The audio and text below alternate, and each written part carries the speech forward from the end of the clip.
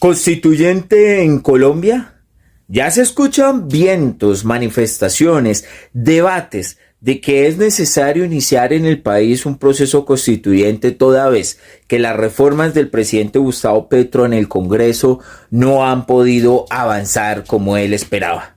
Soy William Rojas, analista político de prensa, así como dirigente político del Movimiento Identitario de Colombia, y les quiero contar que hace tan solo unas horas uno de los alfiles, uno de los lacayos del presidente, en este caso Alex Seide, quien fue candidato presidencial y después acompañó en la contienda a Gustavo Petro, ha manifestado en un medio de comunicación de amplia difusión que el país debe estar pensando ya en hacer una constituyente.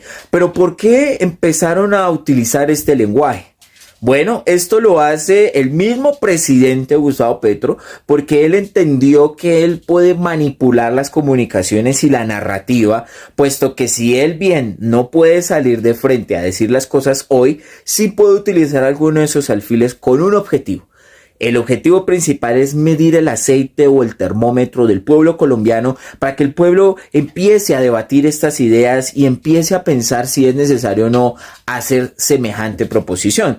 El presidente por ahora no va a decir absolutamente nada hasta en tanto no se prepare el terreno para una narrativa nueva, y es que estos sujetos son especialistas en crear narrativas. Estas narrativas, que al final contienen una amplia retórica, son las que conllevan a toda una serie de políticas desastrosas. Para el caso que nos ocupa realmente, estos debates de hablar de una constituyente, sobre todo riñen o constriñen,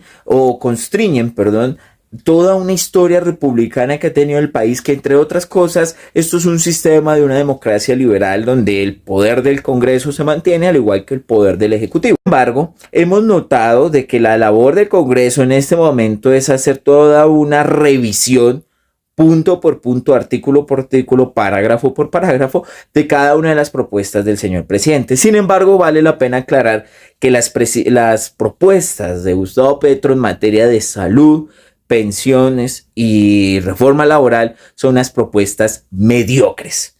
Y es que hay que decir la verdad. Son unas propuestas que no están planeadas, no están estructuradas. Pareciera que en la administración pública no hubieran profesionales que conocieran, por ejemplo, de salud pública, de formulación de proyectos, que no conocieran el Estado, que no conocieran cómo se debe tramitar unos presupuestos, que pareciera que realmente no saben dónde están parados. Y es que hemos notado por artículos que han demostrado ciertos borradores con unas gráficas mal hechas, gráficas que han utilizado de otros esquemas y artículos. Hemos visto es una mediocridad absolutamente, y esto prueba que el señor presidente se preparó toda una vida para ser candidato, pero jamás para ser presidente. Y la ciudadanía y el digno pueblo trabajador colombiano está viviendo esta situación. Ahora que como sus propuestas son mediocres, están construidas de una forma mal hecha, de una forma que tampoco entiende la realidad, ahora le propone al Congreso, dado de que el Congreso no le está ayudando demasiado, pues él está empezando a lanzar con sus alfiles estas ideas. Preocupante la situación, sobre todo porque hemos visto que a Gustavo Petro le encanta estar acompañado de dictadores de la talla de Nicolás Maduro, un criminal y un bandido del cual ya se tiene pleno conocimiento de la destrucción de todo un país y de la violación sistemática de derechos humanos. ¿Por qué Gustavo Petro va tanto tiempo y se la pasa ya metido en Venezuela? Es que ya son 4 reuniones por todo lo alto. ¿Cuál es el objetivo de buscar que, por ejemplo, Monómeros sea una empresa colombiana adquirida por nosotros? ¿Por qué esa insistencia en que ya no dependamos del petróleo? ¿Por qué esa insistencia de que no exploremos más gas? ¿Qué es lo que quieres? Pero algo más preocupante es ver de forma fehaciente cómo el presidente continúa en su defensa del dictador Pedro Castillo en Perú. Sí, recordemos, Perú fue una nación, o es una nación, en la cual su presidente declaró que iba a cerrar el Congreso de la República y instaurarse ciertos poderes dictatoriales, y a la fecha de hoy sigue Gustavo Petro entrometido en los asuntos del Perú y continúa aún defendiendo a este dictador. ¿Cuál es la afición del presidente por estar cercano a estos dictadores? ¿Será que quiere replicar y repetir? ¿Qué hubiera pasado si otros dirigentes de la región que no sea de la extrema izquierda de la misma extrema izquierda de Petro hubieran hecho la misma acción, ¿cuál sería la narrativa hoy? Hoy nadie dice absolutamente nada. Ni siquiera los influencers, los opinadores, las bodeguitas no dicen nada. Y es que el señor presidente está pensando seriamente en iniciar una acción de estas. Y se los digo, mi papel como analista es revisar la historia.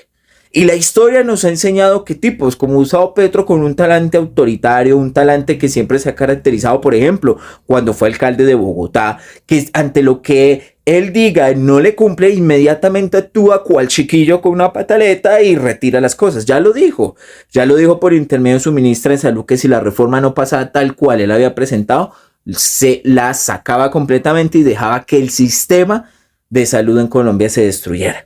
Realmente es una serie de irresponsabilidades lo que estamos viendo. No estamos viendo ni a un jefe de Estado, no estamos viendo ni a un líder. Estamos viendo a un sujeto que se escabulla por donde puede, que no asume su papel ni su liderazgo y que, tal como lo dijo en una entrevista, pues se escuda en que él no ha sido la persona que ha criado a otras para generar un efectivo zona de valor y de ética en su conducta.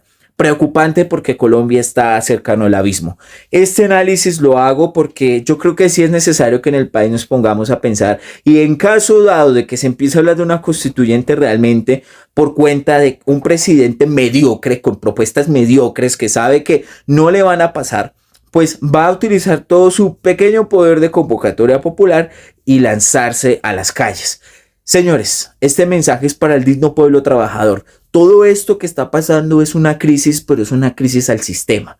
En Colombia nuestro sistema ya ha llegado totalmente al colapso. Esto es una república masónica, esto es una república liberal que se instauró hace más de 200 años por uno de los grandes traidores de la historia. Y esto ha pasado porque en Colombia nunca había un proyecto de nación, nunca había un objetivo, nunca había una meta, nunca había una consecución.